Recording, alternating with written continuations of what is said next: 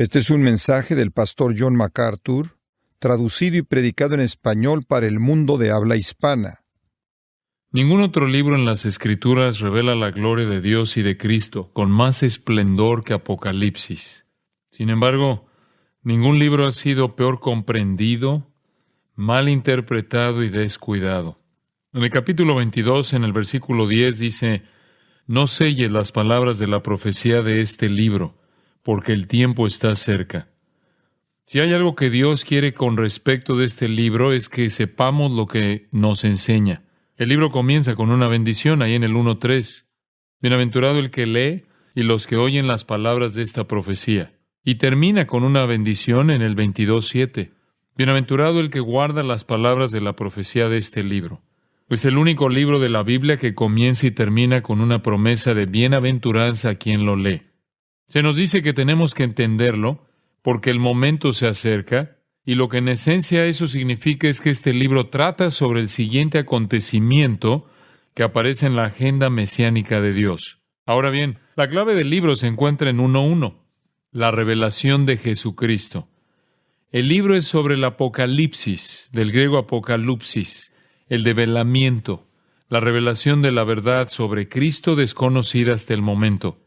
Aprenderemos cosas sobre Jesucristo que no supiéramos si no fuera por este libro. Esta es la revelación, de acuerdo con el 1:1, que Dios le dio para manifestar a sus siervos las cosas que deben suceder pronto, y la declaró enviándola por medio de su ángel a su siervo Juan. Dios quiso revelar a Jesucristo en gloria plena, y ello es una realidad futura. El versículo 2 dice que Juan lo escribió. Él, de acuerdo con los 2 y 3, nos dice: ha dado testimonio de la palabra de Dios y del testimonio de Jesucristo, y de todas las cosas que ha visto. Bienaventurado el que lee y los que oyen las palabras de esta profecía y guardan las cosas en ella escritas, porque el tiempo está cerca. Esta última afirmación no está necesariamente relacionada con el tiempo en sí, sino más bien con la secuencia de los acontecimientos. Es el siguiente acontecimiento que aparece en la agenda de acontecimientos mesiánicos de Dios. Por tanto, es una revelación de Jesucristo, y Él es revelado en toda la gloria de la segunda venida, de la que recibimos un anticipo en su primera venida en el monte de la transfiguración, cuando en Mateo 17, 1 y 2 mostró a sus discípulos fugazmente la gloria de su segunda venida. El versículo 4 nos brinda una introducción un poco más formal. Juan se escribe este libro en particular para que se lo envíen a las 7 iglesias en Asia Menor, lo que hoy es Turquía. Las 7 iglesias aparecen en los capítulos 2 y 3. Fueron congregaciones verdaderas y fueron los primeros destinatarios de esta carta, que después se transmitió a todas las demás iglesias y a nosotros. Estas iglesias se fundaron principalmente como consecuencia del ministerio de Pablo en Éfeso, que fue la iglesia clave de la región. Partiendo de Éfeso, la palabra de Dios se diseminó por toda la región. Y no hay duda de que gracias a que la palabra se diseminó, se fundaron estas iglesias diversas en Asia Menor. Después le sigue un saludo: gracia y paz a vosotros, del que es y que era y que ha de venir. He aquí una descripción del Dios eterno que fue, es y que será en el futuro venidero. El saludo es también de parte de los 7 espíritus que están delante de su trono. Juan se refiere a los 7 espíritus, pero en realidad es una referencia al carácter séptuplo del Espíritu Santo. Isaías 11:2 es una referencia cruzada con respecto de Apocalipsis 1:4. En el pasaje de Isaías figuran 7 ministerios del Espíritu Santo excepcionales, los 7 espíritus que están delante de su trono. Entonces, el libro se envía con saludos de Dios Padre, saludos del Espíritu Santo y además, en el 1:5, de Jesucristo. Entonces, es una carta de la Trinidad. Ya que este libro es una revelación de Jesucristo, Juan describe a Jesús como el primogénito de los muertos en el versículo 5. Eso no quiere decir que Él fuera el primero que hubiera resucitado jamás de entre los muertos. Hubo otros que Él mismo resucitó de entre los muertos, como en Juan 11, 43 y 44.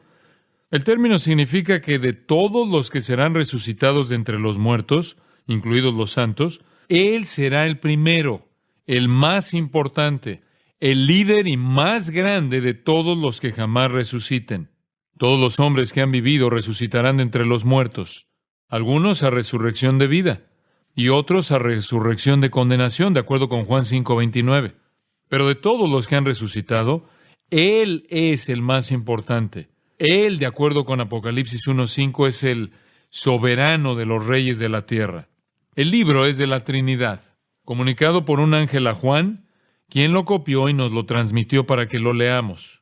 Luego, Juan nos recuerda que primero se le envió a las 7 iglesias y que está dedicado al que nos amó y nos lavó de nuestros pecados con su sangre, de acuerdo con el 5:6, y nos hizo reyes y sacerdotes para Dios su Padre. A Él sea gloria, imperio, por los siglos de los siglos. Amén.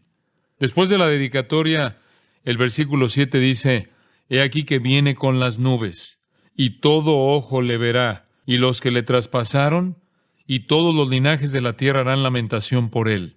Sí, amén. Vemos que se nos presenta el libro de parte de la Trinidad, dedicado a Jesucristo, que viene y que cuando venga, todo ojo lo verá.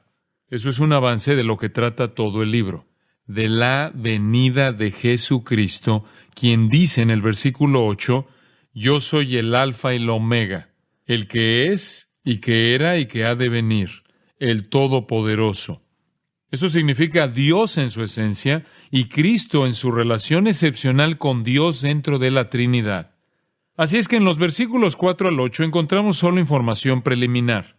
El libro es de la Trinidad para las 7 iglesias, para que lo diseminen mediante Juan. Está dedicado a Jesucristo, quien viene y quien es, ni más ni menos, Dios Todopoderoso. El libro trata sobre la segunda venida de Jesucristo. Es sobre su regreso y sobre los hechos que ocurrirán cuando Él regrese. Cuando vemos el versículo 9, Juan recibe la primera de una serie de visiones que Dios le preparó. Háganse la idea de que en su mente hay cierta incredulidad con respecto de por qué Dios le permitiría a él un privilegio así. Yo, Juan, vuestro hermano y copartícipe vuestro en la tribulación, en el reino y en la paciencia de Jesucristo, estaba en la isla llamada Patmos por causa de la palabra de Dios y el testimonio de Jesucristo. Para callarlo y sacarlo de la corriente dominante, los líderes religiosos lo exiliaron a la isla de Patmos hasta la hora de su muerte. Sin embargo, él continuó predicando a Cristo y predicando la palabra de Dios hasta entonces. Juan continúa diciendo ahí en el versículo 10, yo estaba en el Espíritu, esto es bajo el control del Espíritu Santo en una forma única, en el día del Señor. Puede que algunos crean que se refirió al domingo específicamente. Hay quienes piensan que habla en sentido profético, como si dijera, yo estaba en el Espíritu en el día del Señor en plenitud. Mas yo, en particular, me inclino por la idea que él estaba adorando un domingo, el día del Señor. Estaba en el Espíritu. Juan dice en los versículos 10 y 11, oí detrás de mí una gran voz como de trompeta que decía, escribe en un libro lo que ves y envíalo a las 7 iglesias que están en Asia, a Éfeso, Esmirna, Pérgamo, Tiatira, Sardis, Filadelfia y Laodicea. Esas ciudades existieron en realidad, y en realidad tenían iglesias con congregaciones de verdad. Entonces, cuando Juan se volvió a ver quién le estaba hablando, tuvo una visión de Jesucristo, en versículo 12. Él ve a Jesucristo moviéndose entre 7 candeleros de oro, que representan las 7 iglesias. 7 es el número de la plenitud. Esta es una representación de todas las iglesias, y Cristo se mueve entre las iglesias ministrándolas. En el versículo 16 dice, tenía en su diestra 7 estrellas. El versículo 20 indica que las 7 estrellas son los ministerios de las 7 iglesias. Se ve al Señor moverse por su iglesia, ministrando, embelleciendo los candeleros, llevando a cabo su obra de purificación y juicio, ejerciendo sabiduría, etc. Juan ve a Cristo en su gloria, ministrando a la iglesia. En el versículo 19 aparece un resumen del libro. Escribe las cosas que has visto, que es la primera visión, y las que son las cosas que están dirigidas a la época en la que vive Juan, capítulos 2 y 3 de Apocalipsis, y las que han de ser después de estas, que comienzan en el capítulo 4. Este es el bosquejo del libro. Luego, las cosas que son comienzan con la revelación de Cristo en la época de la iglesia. Esa es la época en la que Juan escribe y Cristo se mueve entre las iglesias ministrando. Su ministerio se revela en 7 misivas que se escribieron a estas iglesias por separado. Al inicio del capítulo 2, vemos las cartas escritas a las 7 iglesias. Son 7 iglesias que existieron en las ciudades con las que se les identifica. El estudio detallado de estas cartas nos revela que cada una encaja en el contexto histórico, cultural y geográfico de la ciudad a la que estaba dirigida. Sin embargo, cada una de las iglesias es representativa. Esto es, cada una tiene un carácter propio único. Esas iglesias representan a las iglesias a lo largo de la historia porque cada una es una clase de iglesia especial. Cada una recibe un mensaje especial de parte del Señor. Este es su ministerio, por así decirlo, para la era de la iglesia. La primera es para Éfeso. ¿Qué clase de iglesia es Éfeso? Es la iglesia que es ortodoxa en doctrina, pero fría. Ha abandonado su primer amor. Cristo le dice ahí en el 2, 4 y 5, pero tengo contra ti que has dejado tu primer amor. Recuerda, por tanto, de dónde has caído y arrepiéntete y haz las primeras obras. Entonces, esta es la iglesia que es ortodoxa, son los que tienen la doctrina correcta. Los versículos 2 y 3 dicen que ellos no pueden soportar a los malos. Ya has probado a los que se dicen ser apóstoles y no lo son, y los has hallado mentirosos. Ya has sufrido, ya has tenido paciencia, ya has trabajado arduamente por amor de mi nombre y no has desmayado. Pero perdieron su amor y se volvieron fríos y ortodoxos. Ese tipo de iglesia ha existido en todas las épocas y existe hoy día. Esas iglesias que tienen el mensaje correcto pueden ser frías e indiferentes con respecto a ese mensaje. La segunda iglesia que encontramos es la de Esmirna, en los versículos 8 al 11. Esta es la iglesia que sufre persecución. El versículo 10 dice, no temas en nada lo que vas a padecer. He aquí, el diablo echará a algunos de vosotros en la cárcel, para que seáis probados, y tendréis tribulación por 10 días. Sé fiel hasta la muerte, y yo te daré la corona de vida. No dice algo negativo contra esta iglesia. ¿Por qué? Una iglesia bajo persecución siempre será una iglesia pura, porque los falsos son purgados por la persecución. Las personas que asisten a la iglesia por motivos egoístas e impuros saldrán de ella en cuanto comience la persecución. Si no tienen nada por qué morir, no se quedarán ni los matarán en la masacre. A través de todas las etapas de la historia de la iglesia, han existido esas iglesias que han soportado la persecución, y semejantes iglesias existen hoy en el mundo. La tercera carta está dirigida a la iglesia en el pueblo de Pérgamo, ahí en el capítulo 2, versículos 12 al 17. Esta es la iglesia casada con el mundo, la iglesia mundana. Cristo describe su carácter mundano a través del versículo 15, y luego, en el versículo 16, Él dice, arrepiéntete, pues si no, vendré a ti pronto y pelearé contra ellos con la espada de mi boca. En todas las etapas de la historia de la iglesia ha habido iglesias centradas en lo mundano, donde las personas no se salen del mundo, sino que le sirven al mundo, acomodan los deseos del mundo y aceptan el camino que sigue la sociedad. Luego el Señor tiene un mensaje para una cuarta clase de iglesia representada por la asamblea de Tiatira en el 2, 18 al 29. Tiatira es la iglesia que tolera el pecado.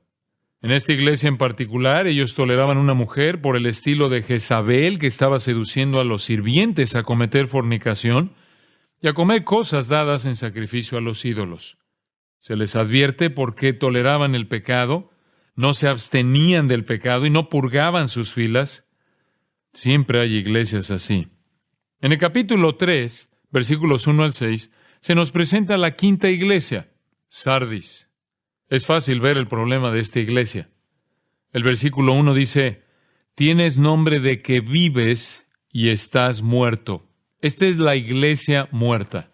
Realizaban algunas cosas en ella que les harían pensar a ustedes que estaba viva, de acuerdo con el versículo 2, pero estaba a punto de morir. ¿Ustedes han visto este tipo de iglesia? Quizás ustedes provienen de una así. Nunca sucede nada. No hay vida, ni crecimiento, ni productividad, ni frutos, ni gozo. La sexta, en el 3, 7 al 13, es la iglesia en Filadelfia. Esta es la iglesia fiel. En el versículo 8, Cristo dice, has guardado mi palabra y no has negado mi nombre. Esta es una iglesia que encontró una puerta abierta y entró por ella, por lo que podrían considerarla una iglesia misionera. La última de las 7 aparece en el 3:14 al 22.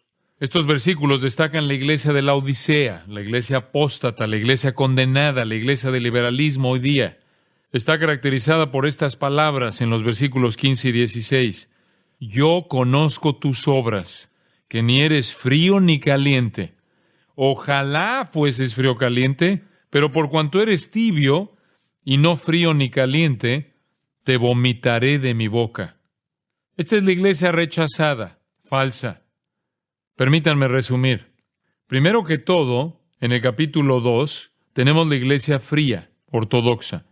Luego tenemos la iglesia que sufre persecución, seguida de la iglesia casada con el mundo, la iglesia que tolera el pecado, la iglesia muerta, la iglesia fiel y la iglesia apóstata. Cada una de ellas, como dije, era una iglesia real y representa iglesias de todas las etapas de la historia. Luego, el mensaje a esas iglesias es a todas las iglesias a lo largo de toda la historia de la iglesia. Creo que estas 7 cartas se pueden aplicar a la iglesia de hoy día. Ustedes dicen, ¿cómo sabemos qué clase de iglesia es una iglesia? Yo les diré cómo. Una iglesia ha de caer en estas categorías particulares cuando la influencia dominante en la iglesia se orienta a una de esas áreas. Si la influencia dominante en la iglesia es la ortodoxia fría, la iglesia reflejará un punto de vista frío y ortodoxo, aun cuando algunos de sus miembros sean apasionados. Si la influencia dominante es la indiferencia hacia Dios, sin producción y sin vida, es una iglesia muerta, aunque pueda haber algunas personas que demuestren una vida espiritual. Cualquiera que sea la influencia dominante, esta le da carácter a la iglesia. Si la iglesia está caracterizada por un número dominante de personas fieles que entran por la puerta abierta y llevan consigo la palabra de Dios, esta será señalada como una iglesia fiel, del tipo de la de Filadelfia. El final de Apocalipsis 3 es el final del mensaje a las iglesias. No oímos la palabra iglesia de nuevo en el libro de Apocalipsis hasta el final mismo, en el capítulo 22, cuando Jesús dice, yo Jesús he enviado mi ángel para daros testimonio de estas cosas en las iglesias. La iglesia no aparece a partir de aquí hasta que se le llama a la iglesia por otro nombre en el reino milenario, y es el de novia. La última palabra en el capítulo 3 es iglesias. Cada uno de los mensajes a las iglesias termina de la misma forma. El que tiene oído, oiga lo que el Espíritu dice a las iglesias. Lo vemos en el 2:7, 11, 17, 29, en el 3:6, 13, 22. ¿Qué quiere decir esto? Quiere decir que el mensaje a esas iglesias va más allá de ellas hasta todo el que tenga oído espiritual. Ahora llegamos al capítulo 4 y dejamos la era de la iglesia. A menudo las personas se preguntan, ¿dónde entra el rapto? Está en los espacios en blanco entre los capítulos 3 y 4. Tenemos la iglesia en la tierra en los capítulos 2 y 3. De pronto aparecemos en el cielo en el capítulo 4. El tema del cielo es la adoración. En el 4:1 leemos, después de esto miré, y he aquí una puerta abierta en el cielo. Y la primera voz que oí, como de trompeta, hablando conmigo, dijo, sube acá, y yo te mostraré las cosas que sucederán después de estas. Ahora pasamos a la fase 3 del plan. Hemos examinado las cosas que has visto y las que son en los capítulos 1 al 3. Ahora comenzaremos a examinar las que han de ser después de estas, como dice el 1:19. El curso de la cronología y del plan está diseñado muy cuidadosamente. Observe el 4:2. Y al instante yo estaba en el Espíritu. Lo que significa que a él lo guiaba el Espíritu hacia esta visión. Esto es lo que él vio. He aquí un trono establecido en el cielo. Y la palabra griega para establecido supone la idea de permanencia. Este no es cualquier trono pasajero. Es un trono eterno, permanente, el trono de Dios. Sabemos esto porque, de acuerdo con el versículo 3, el aspecto del que estaba sentado era semejante a piedra de jaspe, esto es diamante, y de cornalina, esto es rubí. Y había alrededor del trono un arco iris, semejante en aspecto a la esmeralda. Tal arco iris de esmeralda es reflejo de la fidelidad de Dios. En su visión, Juan está siendo testigo de Dios en su trono en el cielo, y Juan está al descubrir qué va a suceder cuando el cielo comience a actuar sobre la tierra. Primero, averigüemos quién está allá arriba. Versículo 4. Y alrededor del trono había 24 tronos, y vi sentados en los tronos a 24 ancianos, vestidos de ropas blancas, con coronas de oro en sus cabezas. Ahora bien, ¿quiénes son ellos? Yo creo que representan la iglesia de Jesucristo. Esta escena trata sobre una época de recompensas. El énfasis está en las coronas doradas en las cabezas de los ancianos. Veo esta escena como la iglesia en el rapto, ahora completada en el cielo, reinando con Dios alrededor de su trono en gloria, luego de haber sido recompensada. Cuando Jesús viene a llevar la iglesia en el rapto, Él dice en Apocalipsis 22:12, «He aquí yo vengo pronto y mi galardón conmigo». Creo que lo primero que sucede cuando seamos arrebatados es que nos elevamos al cielo y recibimos nuestras recompensas. Aquí están estos ancianos que llevan coronas, están sentados en tronos y usan ropas blancas. A la iglesia se le prometen los tres. No creo que los ancianos representan a Israel basado en el 5, 9 y 10, donde dice cantaban un nuevo cántico diciendo, «Digno eres de tomar el libro y de abrir sus sellos, porque tú fuiste inmolado y con tu sangre nos has redimido para Dios de todo linaje y lengua y pueblo y nación, y nos has hecho para nuestro Dios reyes y sacerdotes, y reinaremos sobre la tierra». Los que han sido redimidos están cantando esa canción. Creo que esta escena se refiere a la gente redimida, los que son salvos, aquellos que han sido redimidos en cada tribu, lengua, pueblo y nación. Según yo lo veo, no puede referirse a los ángeles, no puede referirse a santos de Israel, por lo que debe referirse a la iglesia. La visión continúa ahí en el 4:5. Y del trono salían relámpagos y truenos.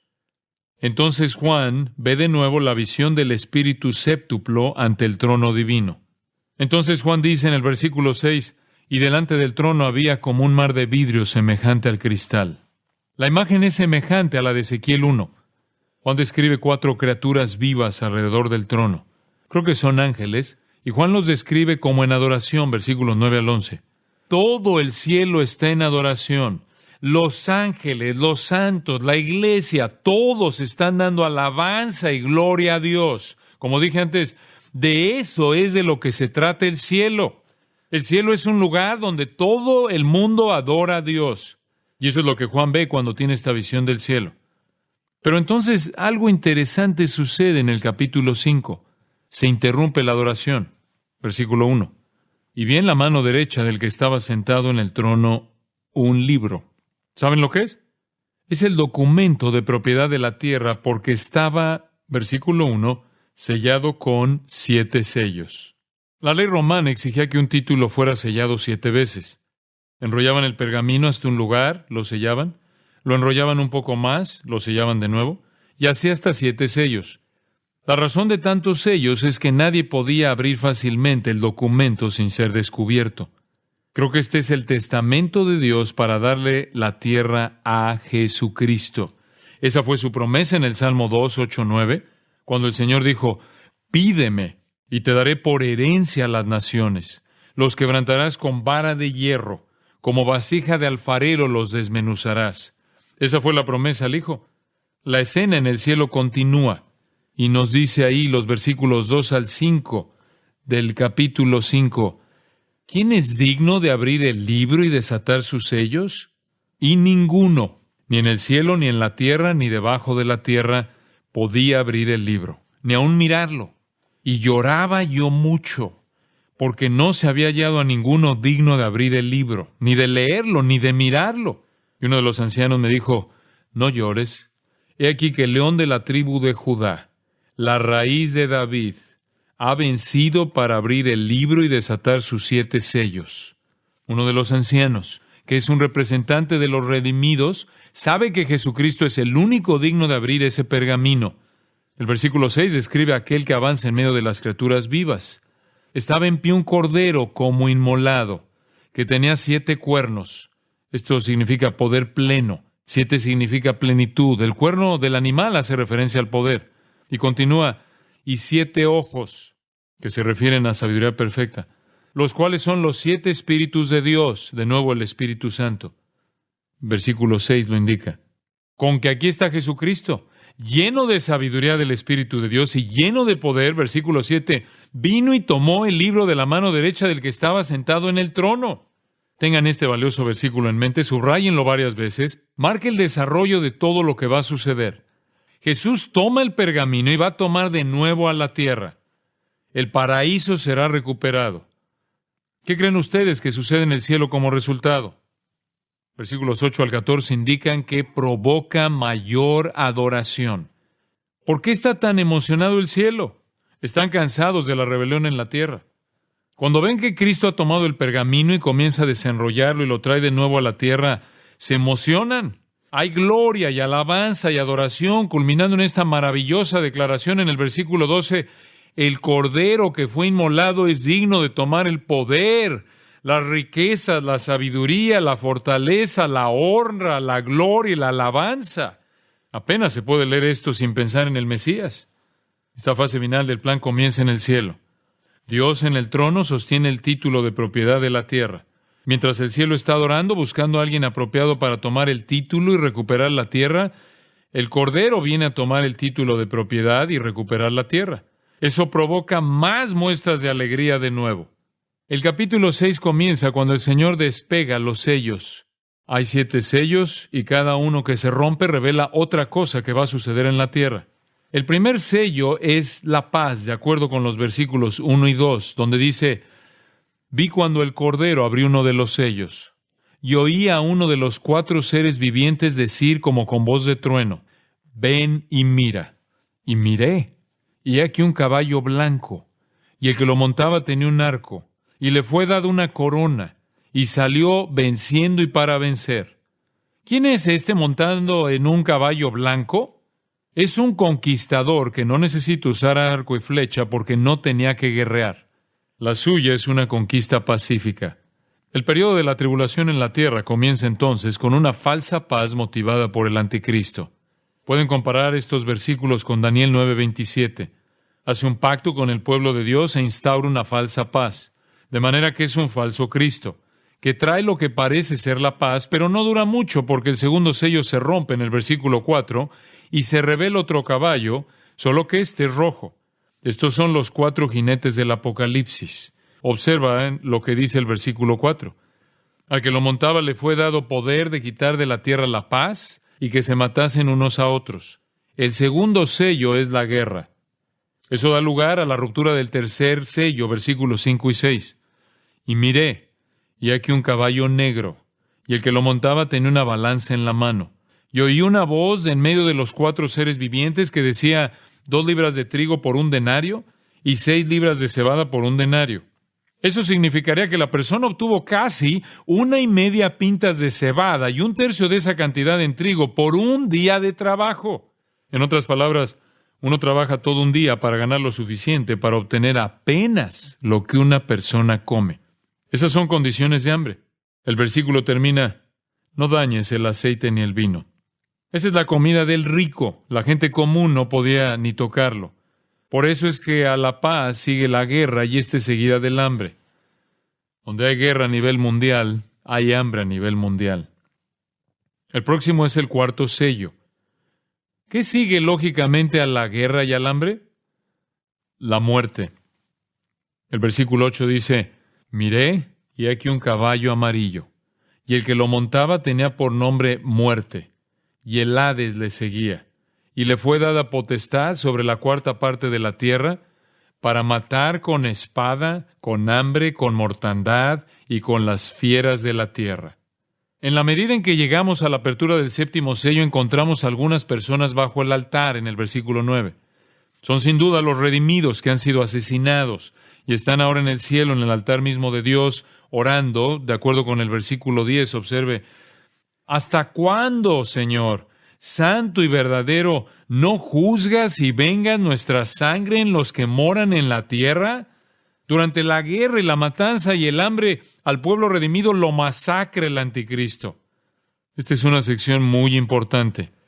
Es una premisa en la que se basa una gran parte de la explicación futura en Apocalipsis.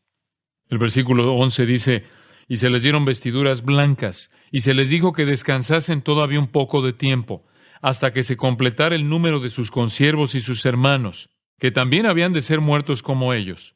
En esencia, los santos martirizados tienen que ser pacientes.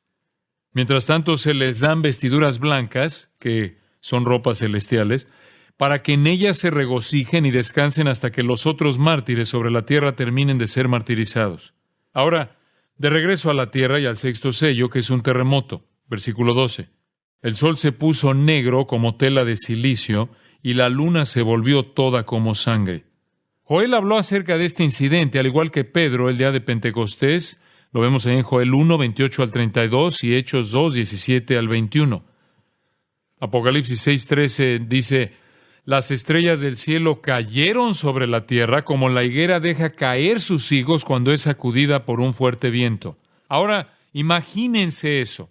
El sol se pone negro, la luna se pone roja como la sangre, las estrellas caen del cielo, y entonces el cielo desaparece como un pergamino que se enrolla. Versículo 14. ¿Alguna vez ustedes han bajado una cortina y luego la han soltado? Eso es lo que le va a pasar al cielo. Versículo 14 dice: y todo monte y toda isla se removió de su lugar. Ese será un momento espantoso. Un miedo tremendo es la reacción en los versículos 15 al 17.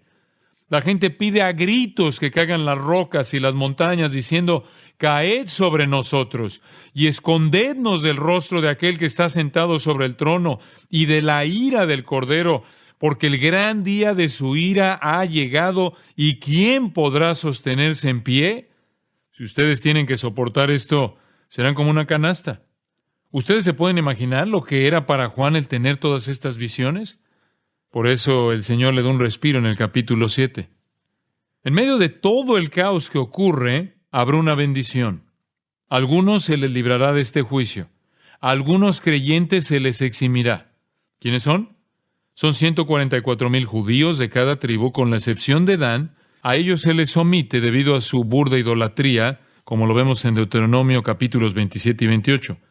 Pero si a ustedes les preocupa Dan, Ezequiel 48, 1 y 2 señala que ellos están incluidos en el reino, de manera que son devueltos bondadosamente al rey, pero simplemente no se les permite servir en este ministerio en particular. A mitad de la semana, cuando comience el holocausto, ya habrá judíos que han creído en Jesucristo como su Salvador y Señor, y pasarán por la tribulación y no podrán ser ultimados. No pueden ser heridos porque están sellados y protegidos, versículos 2 y 3. Nada les puede hacer daño, por lo que durante la segunda mitad de la tribulación habrá 144,000 judíos que predican el Evangelio. Van a ser muy eficientes. Juan dice ahí en el 7, versículos 9 y 10, observe: después de esto miré, y aquí una gran multitud, la cual nadie podía contar, de todas naciones y tribus y pueblos y lenguas, que estaban delante del trono y en la presencia del Cordero, vestidos de ropas blancas y con palmas en las manos, y clamaban a gran voz diciendo: la salvación pertenece a nuestro Dios que está sentado en el trono y al Cordero. ¿De dónde vinieron? Son el fruto de los 144,000 judíos. Esta es una de las maravillosas declaraciones acerca de la soberanía de Dios en la salvación. Dios decidirá salvar 144,000 judíos y seleccionará a 12,000 de cada tribu de Israel. Solo Él sabe dónde se conectan las personas con sus tribus. Ellos perdieron todos los documentos en la destrucción de Jerusalén en el año 70 después de Cristo. Pero Él no pierde los documentos. Aquellos 144,000 judíos redimidos serán los evangelistas. Debido a su ministerio, vendrán innumerables personas de cada tribu y lengua y nación y pueblo a alabar al Señor Jesucristo. Por supuesto, lo que viene después de esto en el cielo es mucha más adoración en el resto del capítulo 7. Ahora llegamos al séptimo sello en el capítulo 8. El séptimo sello es la reacción a los primeros 6. Tanto como la séptima trompeta será una reacción a las primeras 6 y la séptima copa una reacción a las primeras 6. El versículo 1 dice: cuando abrió el séptimo sello, se hizo silencio en el cielo como por media hora. ¿Qué quiere decir esto? ¿Qué se detuvo? La adoración había sido la práctica de todos en el cielo, pero ahora se detiene durante media hora. ¿Por qué? Todos se han aterrorizado por el holocausto de furia divina que se está extendiendo. Entonces aquí vienen los juicios de las 7 trompetas. El Señor ha abierto el sello y al final de él vienen trompetas que anuncian el juicio. Versículos 6 y 7 dice: y los 7 ángeles que tenían las 7 trompetas se dispusieron a tocarlas. El primer ángel tocó la trompeta, y hubo granizo y fuego mezclados con sangre, que fueron lanzados sobre la tierra. Y la tercera parte de los árboles se quemó, y se quemó toda la hierba verde. Ese es un juicio a la vegetación, y un juicio a la vegetación es un juicio al hombre porque él no puede vivir sin vegetación en la mayoría de los lugares. Es también un juicio a los animales porque ellos no pueden vivir sin vegetación tampoco. Juan continúa, versículos 8 y 9. Observe. El segundo ángel tocó la trompeta, y como una gran montaña ardiendo en fuego fue precipitada en el mar. Y la tercera parte del mar se convirtió en sangre. Y murió la tercera parte de los seres vivientes que estaban en el mar. Y la tercera parte de las naves fue destruida. Imagínense esto. Dios juzga, y un tercio de la vegetación desaparece. Un tercio del mar se vuelve como de sangre, y la tercera parte de las criaturas del mar mueren. Entonces, flotando en un tercio de los mares del mundo está este desorden maloliente, podrido y putrefacto. El hombre no fue capaz de reconocer el regalo de Dios en la creación y por eso Dios se la quita. El hombre no fue capaz de darle a Dios la gloria por las cosas maravillosas que Él había hecho, la hierba verde, las plantas y los árboles, el mar y todos los seres vivos que están en Él. El hombre no glorificó a Dios y por eso Dios se lo quita. Entonces la tercera trompeta suena en los versículos 10 y 11. Observe lo que dice. Y cayó del cielo una gran estrella, ardiendo como una antorcha, y cayó sobre la tercera parte de los ríos, y sobre las fuentes de las aguas. Y el nombre de la estrella es Ajenjo. Y la tercera parte de las aguas se convirtió en ajenjo, y muchos hombres murieron a causa de esas aguas, porque se hicieron amargas. Luego este es el juicio al agua de beber. Todos los manantiales del agua de beber se han puesto amargos, y un tercio de ella es destruida como el resto. La cuarta trompeta suena en el versículo 12 y se oscurece una tercera parte del sol. ¿Ustedes saben qué efecto tendrá eso sobre el calendario y sobre la vida diaria?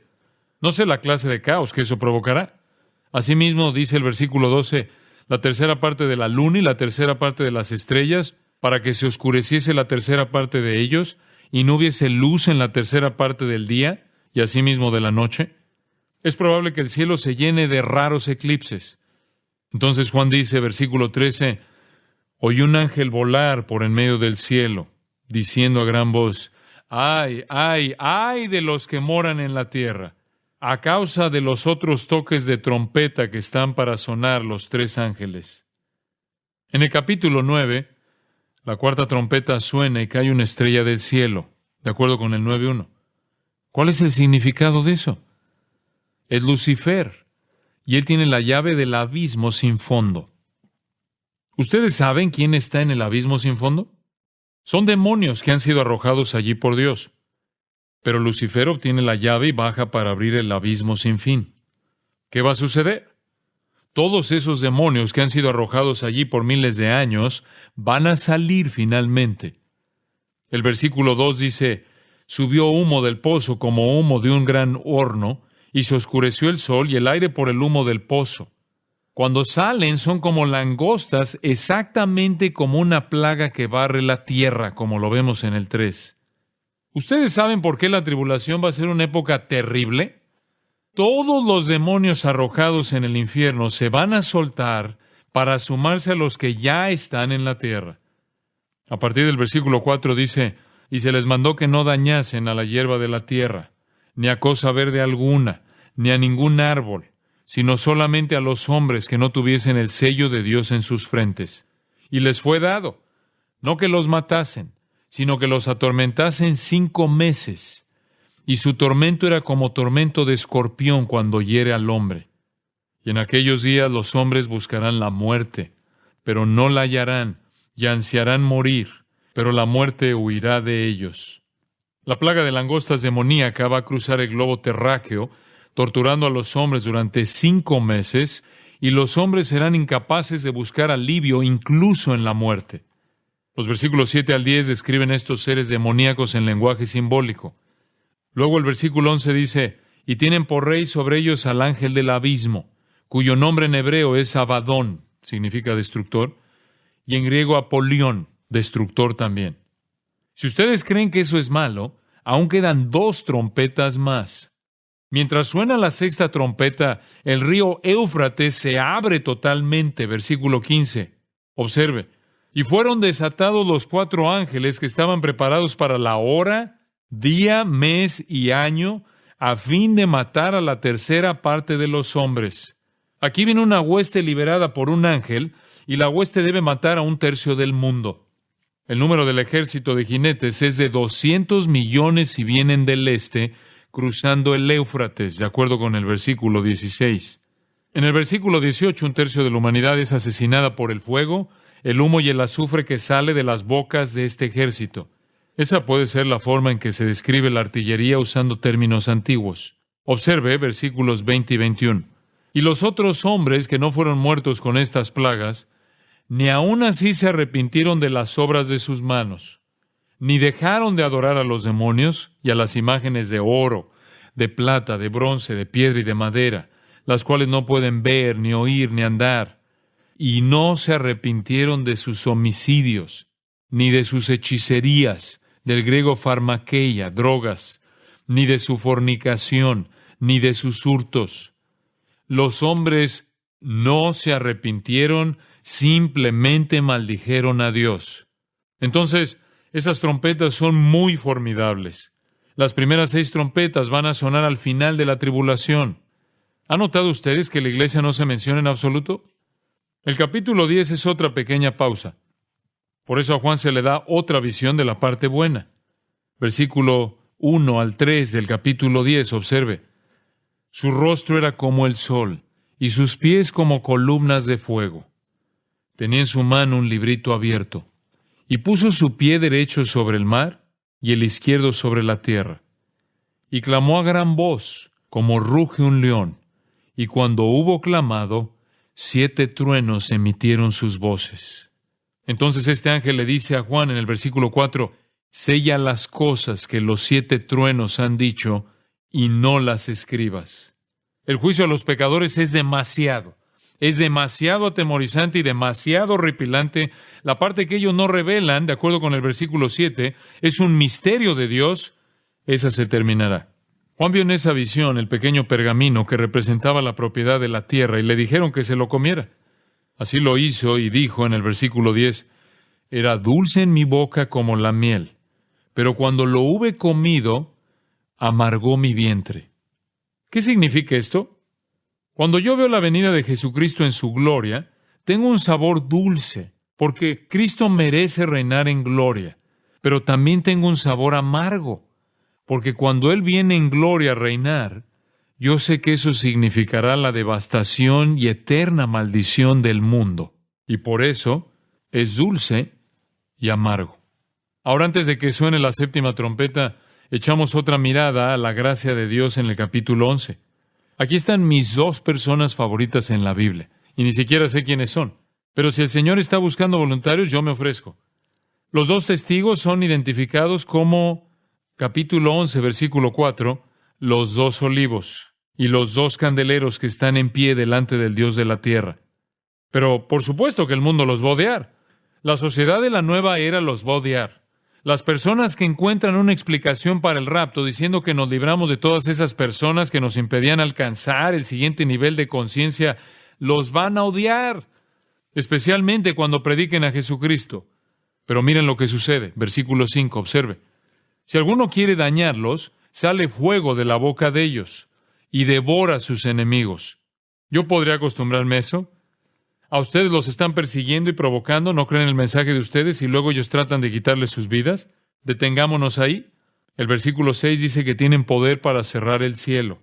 Dicho de otra manera, ellos pueden entrar a un lugar, predicar el Evangelio de Jesucristo, y en lo que predican provocarán que ocurra una sequía.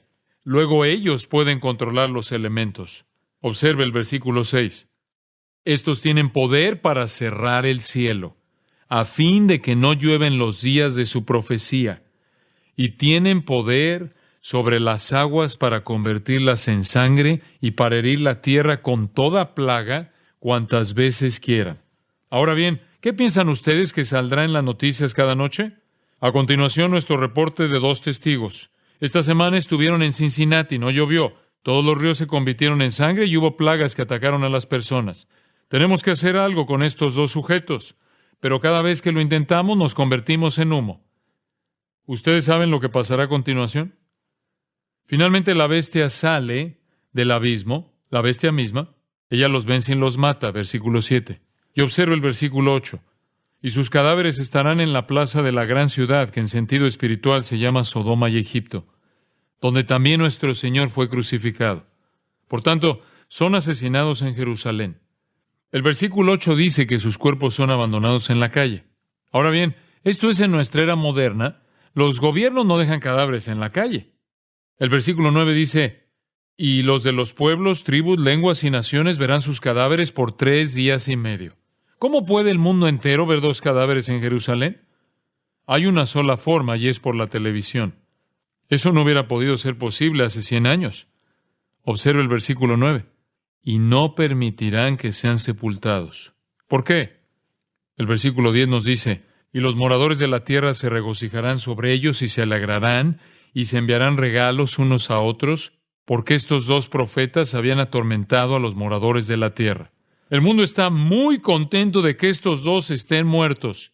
Puedo imaginarme un reportero parado allí diciendo, a estos hombres los mataron hace 3 días y medio. Sentimos un gran alivio de que los hayan eliminado de la tierra. Entonces en los versículos 11 al 13 dice, observe, pero después de 3 días y medio entró en ellos el espíritu de vida enviado por Dios, y se levantaron sobre sus pies, y cayó gran temor sobre los que los vieron, y oyeron una gran voz del cielo que les decía, subid acá. Y subieron al cielo en una nube, y sus enemigos los vieron. En aquella hora hubo un gran terremoto, y la 10ª parte de la ciudad se derrumbó. Y por el terremoto murieron en número de 7,000 hombres, y los demás se aterrorizaron y dieron gloria al Dios del cielo. Terror, puro terror, es la respuesta. Dios nunca estará sin un testigo. Después de ese interludio regresamos a la 7ª trompeta. Cuando suena es el gran final. Observe el versículo 15. Los reinos del mundo han venido a ser de nuestro Señor y de su Cristo, y Él reinará por los siglos de los siglos. Cuando esa 7ª trompeta suena, los reinos del mundo pertenecen a Jesucristo. Y el capítulo 12 vuelve a recoger algunos detalles más antes de que lleguemos a las últimas 7 copas. Describe la persecución incesante de Satanás a Israel y al Mesías y al pueblo de Dios. Plantea cómo él siempre ha hecho la guerra en contra del pueblo de Dios. La mujer en este capítulo es Israel, el niño es Cristo y el dragón es Satanás. El dragón siempre ha perseguido al niño que nació de la mujer. Él ha luchado en el pasado y luchará en el futuro. El versículo 7 dice que los demonios de Satanás y Miguel y sus ángeles van a librar una guerra en el cielo. El superángel Miguel y sus ángeles ganarán. El versículo 9 nos dice que van a arrojar a Satanás a la tierra con todos sus demonios. Pero veamos la escena. Los demonios han salido del foso como langostas y andan por toda la tierra. Los demonios que habían sido gobernantes en las altas esferas han sido lanzados hacia abajo, sin tener acceso a Dios nunca más, como Satanás en Job cuando fue ante el trono de Dios, en Job 1:6. Con todos ellos en la tierra, uno solo puede imaginarse cómo es un mundo demoníacamente infestado. El ataque del ejército demoníaco está dirigido a Israel, pero el resto del capítulo 12 muestra cómo Dios protege maravillosamente a Israel. En un momento dado, este ejército persigue a Israel, pero de acuerdo con Apocalipsis 12:16, la tierra se abre y se lo traga. El capítulo 13 recoge otro detalle. Nos presenta al anticristo, el gobernante del mundo, quien dirige un ataque con todo contra el pueblo de Dios. En los versículos 4 y 5 dice, ¿quién como la bestia? ¿Y quién podrá luchar contra ella? También se le dio boca que hablaba grandes cosas y blasfemias, y se le dio autoridad para actuar 42 meses. Esos son 3 años y medio, es la segunda mitad de la tribulación. Y observe lo que dice los versículos 6 y 7. Y abrió su boca en blasfemias contra Dios, para blasfemar de su nombre, de su tabernáculo y de los que moran en el cielo. Y se le permitió hacer guerra contra los santos y vencerlos.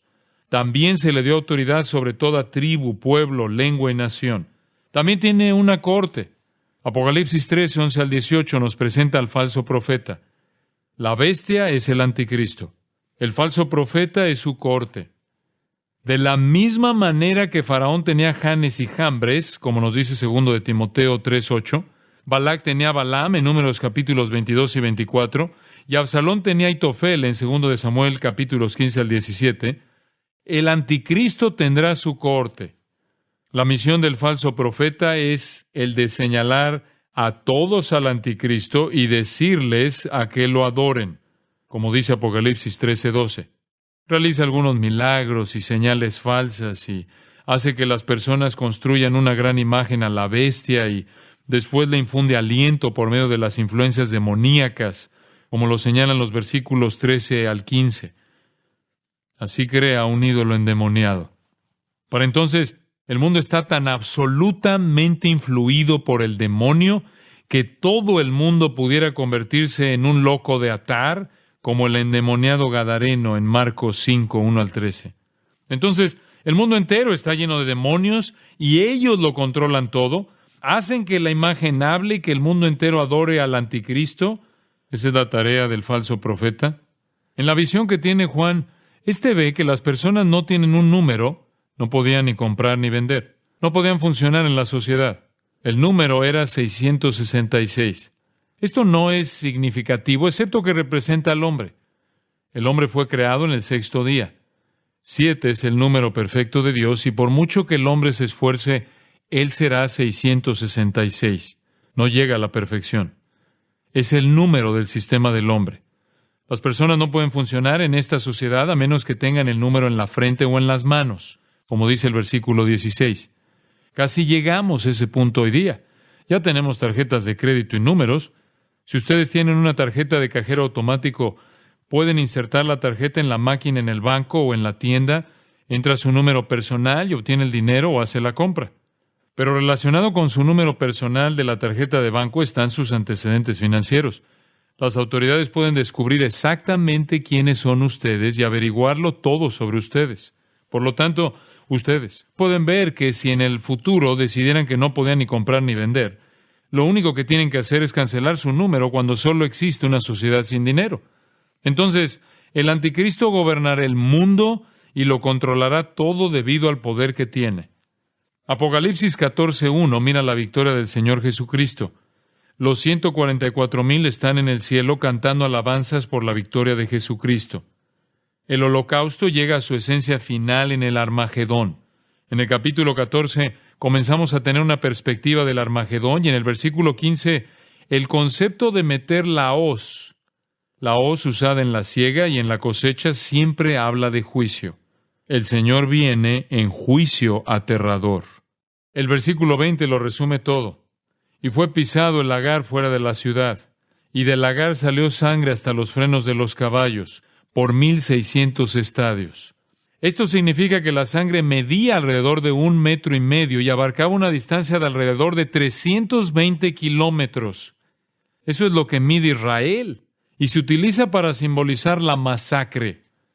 Las uvas no tienen ningún poder contra los pies de Dios Todopoderoso, por lo que vemos a Dios apisonando su juicio. El versículo 12 alienta a los santos a perseverar en el juicio venidero. Si alguien muere como un mártir, dice el versículo 13, bienaventurados de aquí en adelante los muertos que mueren en el Señor. No hay por qué preocuparse. Dios está preparando su ira y juicio. Al llegar al capítulo 15, llegamos a los últimos 7 juicios. La revelación de esos juicios se asemeja a las balas de una ametralladora Gatling y sucede al final justo de la tribulación. Estas últimas 7 plagas son el final de la ira de Dios. Versículo 1 lo indica. El versículo 8, observe, dice, y el templo se llenó de humo por la gloria de Dios y por su poder, y nadie podía entrar en el templo hasta que se hubiesen cumplido las 7 plagas de los 7 ángeles. En el capítulo 16, Dios hace que el humo llene el cielo y los ángeles irrumpen, se vierte la primera copa y el versículo 2 dice, vino una úlcera maligna y pestilente sobre los hombres que tenían la marca de la bestia y que adoraban su imagen. Esto es como el mendigo con las llagas en Lucas 16, 20 y 21. Puede muy bien referirse a llagas cancerosas. Inmediatamente después de eso, se vierte la segunda copa sobre el mar, versículo 3, y éste se convirtió en sangre como de muerto, y murió todo ser vivo que había en el mar. Eso resultaría en una increíble inmundicia fétida con una superficie de criaturas muertas. Versículo 4 presenta la siguiente copa. El tercer ángel derramó su copa sobre los ríos y sobre las fuentes de las aguas, y se convirtieron en sangre. Ya esto no es destrucción de la cuarta o tercera parte de algo, sino de todo. Este es un juicio de devastación, la contaminación de toda el agua potable. En los versículos 8 y 9, la cuarta copa se vierte, nos dice, sobre el sol, al cual fue dado quemar a los hombres con fuego. Y los hombres se quemaron con el gran calor, y blasfemaron el nombre de Dios, que tiene poder sobre estas plagas, y no se arrepintieron para darle gloria. Entonces la quinta, versículo 10. Después del sol quemante viene la oscuridad, y mordían de dolor sus lenguas. ¿Por qué? Ellos no podían ver a dónde iban, no hay luz alguna, nada sino una oscuridad total. Por eso son susceptibles a un daño y un dolor terribles, y no pueden hallar alivio porque no pueden ver dónde están. Luego el versículo 11 dice que blasfemaron contra el Dios del cielo por sus dolores y por sus úlceras, y no se arrepintieron de sus obras. Eso nos lleva de nuevo a la primera plaga. Ustedes pueden ver que todas estas plagas son acumulativas. Observe el versículo 12. El sexto ángel derramó su copa sobre el gran río Éufrates. Ahora es el momento en que los reyes del este lleguen, versículo 13.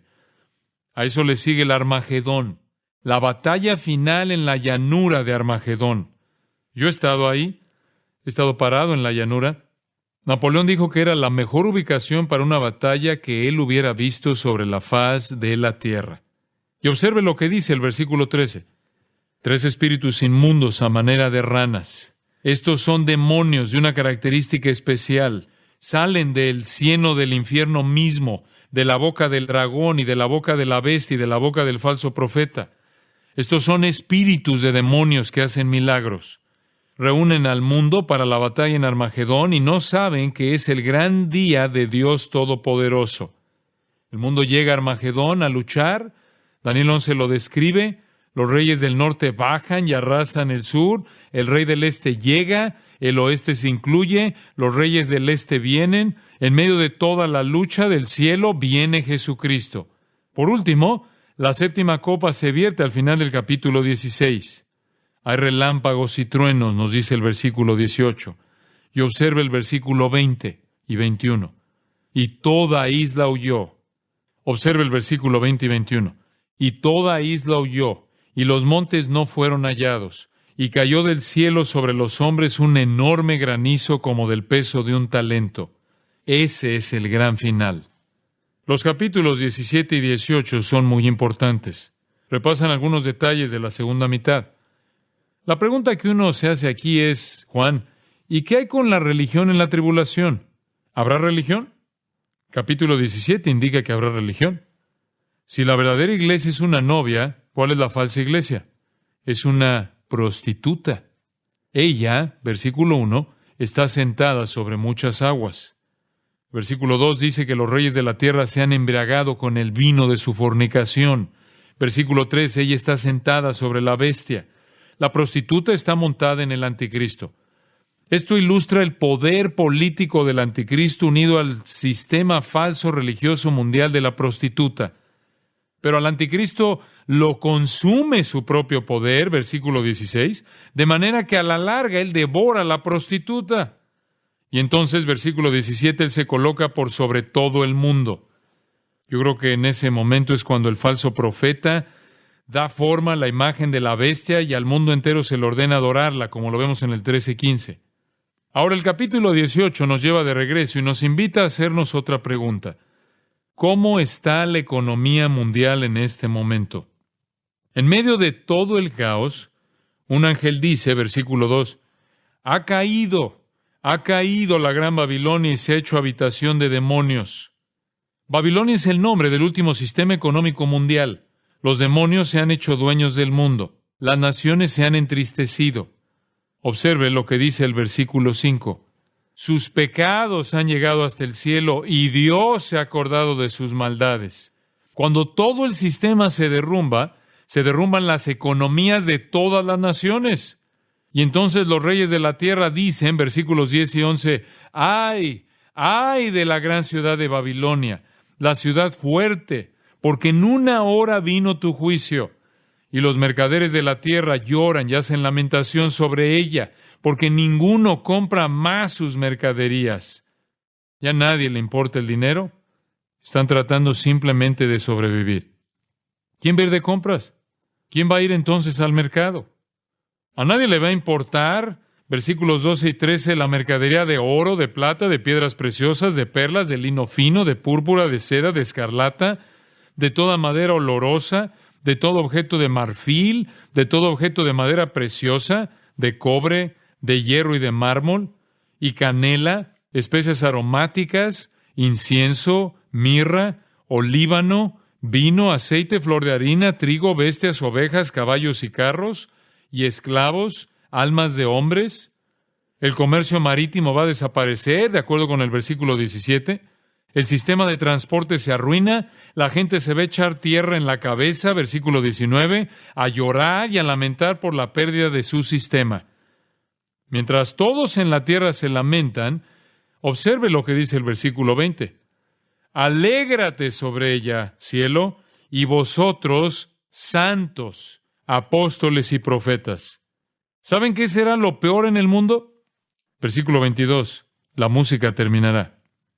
Nos dice, y voz de arpistas, de músicos, de flautistas y de trompeteros no se oirá más en ti. Ni música, ni artesanos, ni arte. Es el fin de todo. Se acabó la fiesta sobre la tierra. Entonces, ¿qué pasa en el capítulo 19? La fiesta comienza en el cielo. En el versículo 1 hay un aleluya. En el versículo 3, aleluya. En el versículo 4, aleluya. En el versículo 6, aleluya. ¿Por qué está el cielo tan emocionado? Aleluya, porque el Señor nuestro Dios Todopoderoso reina. Gocémonos, versículos 6 al 8, y alegrémonos y démosle gloria, porque han llegado las bodas del Cordero, y su esposa se ha preparado. Y a ella se le ha concedido que se vista de lino fino, limpio y resplandeciente, porque el lino fino es las acciones justas de los santos. Esto es lo que está sucediendo en el cielo con los redimidos. ¿Cómo llegamos allí? Juan dice, observe versículos 11 y 12, entonces vi el cielo abierto, y aquí un caballo blanco, y el que lo montaba se llamaba Fiel y Verdadero, y con justicia juzga y pelea. Sus ojos eran como llama de fuego, y había en su cabeza muchas diademas. Y tenía un nombre escrito que ninguno conocía sino él mismo.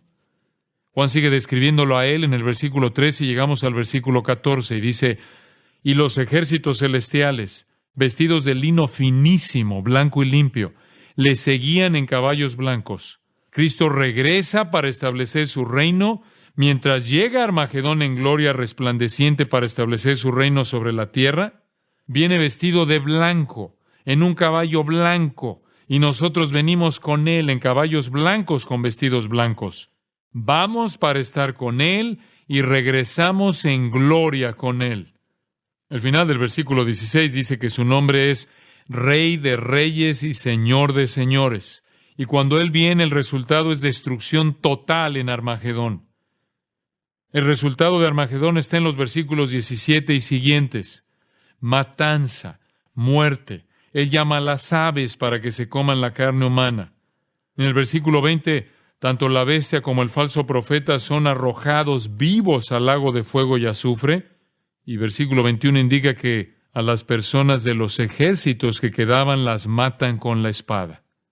¿Qué sucede a continuación? En el capítulo 20, el Señor establece su reino. Vean el versículo 4. Y vi tronos, y vivieron, estos son los santos, y reinaron con Cristo 1000 años. ¿Ustedes saben qué sucede al final de los 1000 años? De acuerdo con el versículo 7, Satanás se libera por un corto tiempo, después de haber estado en cautiverio los 1000 años. sale al mundo. Cuando el reino comenzó, algunas personas entraron en él en sus cuerpos físicos. Se casarán, tendrán hijos y repoblarán la tierra. Ahora bien, algunas de estas personas no creerán en Jesucristo, aun cuando Él ha estado reinando en la ciudad de Jerusalén durante 1000 años. En realidad eso no es tan sorprendente. La gente tampoco lo reconoció a Él la primera vez que vino. Lo rechazaron cuando sí supieron quién era. Satanás conduce una rebelión final y el versículo 9 dice que descendió fuego del cielo y los consumió a los rebeldes. Entonces todos los no salvados de toda la historia se reúnen para el juicio del gran trono blanco en el versículo 11, y el versículo 15 dice, y el que no se halló inscrito en el libro de la vida fue lanzado al lago de fuego. Ese es el final del reino de los 1000 años. ¿Qué pasa después de esto? Juan dice, versículo 1, vi un cielo nuevo y una tierra nueva. Y versículo 2, la nueva Jerusalén. ¿Cómo es esto? Los versículos 3 y 4 afirman, he aquí el tabernáculo de Dios con los hombres, y Él morará con ellos, y ellos serán su pueblo, y Dios mismo estará con ellos como su Dios. Enjugará a Dios toda lágrima de los ojos de ellos, y ya no habrá muerte, ni habrá más llanto, ni clamor, ni dolor, porque las primeras cosas pasaron. Ese es el estado eterno. Ese es el nuevo cielo y la nueva tierra. El resto de los capítulos 21 y 22 lo describen. El último mensaje viene al final del capítulo 22.